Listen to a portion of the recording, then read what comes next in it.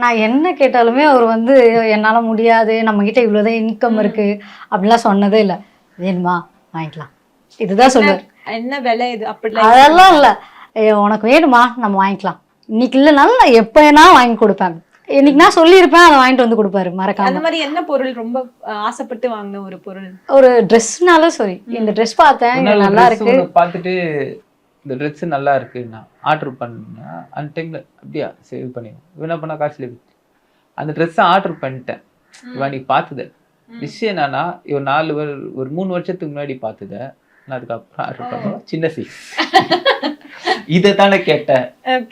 அது அன்னைக்கு சண்டை, நீ தானே ஆர்டர் பண்ண. நான் அப்ப கேட்கும் போது அது என்ன சைஸ், இப்ப எனக்கு என்ன தெரியும். 4 வருஷம் கழிச்சு எப்படி அதே சைஸ்ல இருப்பாங்களா? பட் உங்களை சர்ப்ரைஸ் பண்ணலான்னு அவர் வெல்கம் கேட்காரு. அதுவும் இல்ல அந்த மாதிரி விஷயங்கள்ல வேற ஏதாச்சும் உங்களுக்கு அவங்களுக்கு இப்படி மரியாதைக்கு இதெல்லாம் வாங்கி தரணும், அவங்களை இப்படி எல்லாம் பாத்துக்கணும்னு ஏதாச்சும் ஆசை இருக்கா? நிறைய இருக்குது. அவளுக்குன்னு ஒரு தனியா ஒரு செப்பரேட்டா ஒரு இடம், அந்த இடத்துல நாங்க மட்டும். அதாவது என்னன்னா, இவளுக்கு என்ன தேவையோ, இப்போ இது இந்த ஆயா வீடுன்னு போய் இவளால் வந்து ஃப்ரீயாக அம்மா இருக்கும் போது ஃபுல்லாக ஜாலியாக இஷ்டத்துக்கு என்ன வேணா பண்ணலாம். இது உங்களோட பாட்டி வீடு. ஆமாம். இப்போ அவளுக்குன்னு ஒரு இடம் இருந்ததுன்னா, இப்போ எங்களுக்கு என்னன்னா, ஃபஸ்ட்டு நாங்கள் வந்து ஃபுல்லாகவே பெட்ஸு, நான் நாய் பூனை அப்புறம் லவ் பேர்ட்ஸு நிறைய வச்சுட்டு இருந்தேன். வீடு ஃபுல்லாகவே எனக்கு வளர்த்துட்டு வச்சுட்டு இருந்தோம் நாங்கள். இப்போ நடுவில் அம்மா இருந்துற போய் எல்லாமே அதோட வாஷ் அவுட் பண்ணியாச்சு. இப்போ எங்களால் மறுபடியும் இது பண்ணால் அதுக்கு அவள் என்ன சொல்லிட்டானா, எனக்குன்னு தனியாக ஒரு இடம்,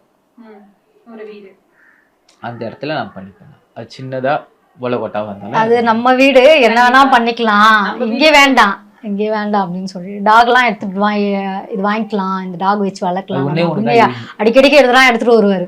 வேண்டாம், நம்மளுக்குன்னு வீடு இருந்துச்சுன்னா நம்ம அதெல்லாம் பண்ணிக்கலாம், இப்ப வேண்டாம் அப்படின்னு சொல்லி வண்டி ஒண்ணு வாங்கி தரணும். அடுத்து பாச பைக் தான், அது பைக். இது எப்படி நெக்ஸ்ட் மந்த் எப்படியாச்சும் ரெடி பண்ணி வாங்கி கொடுக்கணும் அப்படின்னு சொல்லி.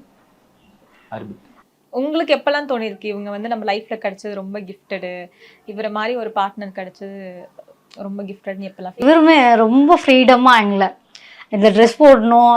எங்கள் வீட்டில் ஒரு சில பேர்லாம் என்னோடய ஃப்ரெண்டுங்களே இருக்காங்க, இந்த மாதிரி தான் ட்ரெஸ் பண்ணணும், இப்படிலாம் வெளியே வரக்கூடாது, அந்த மாதிரிலாம் சொல்ல மாட்டார். உனக்கு பிடிச்சிருக்கா நீ பண்ணு, நான் இருக்கேன் அவங்க கூட, எப்படி இப்படியே தான் இருப்பார்.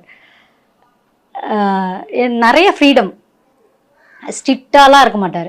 இது பண்ணாதா அது பண்ணாதா அப்படிலாம் சொல்ல மாட்டார். என்ன வேணுமோ உனக்கு என்ன விருப்பம் இருக்கோ அதை பண்ணு அப்படின்னு தான் சொல்லி. நான் சப்போர்ட்டுக்கு நான் இருக்கேன், என்ன வேணா பண்ணிக்கோ, கூட இருக்கேன், அவ்வளோதான். உனக்கு பிடிச்சதை செய், யார் என்ன சொல்றாங்கன்னு அதை பத்தி கவலை பண்ண, அடுத்தவங்களை பத்தி ஃபீல் பண்ணாத, நான் உன்னை சொல்றேனா அப்படி, நான் ஏதோ சொல்லலைல்ல, உனக்கு விருப்பமா நீ பண்ணு, நான் பாத்துக்கிறேன் அப்படின்னு சொல்லி. அதுல ரொம்ப கிஃப்டான்னு நினைக்கிறேன். உங்களுக்கு இப்போ நீங்கள் ஆசைப்பட்ட மாதிரி வந்து லைஃப் அமைஞ்சு சூப்பராக போயிட்டு இருக்கு.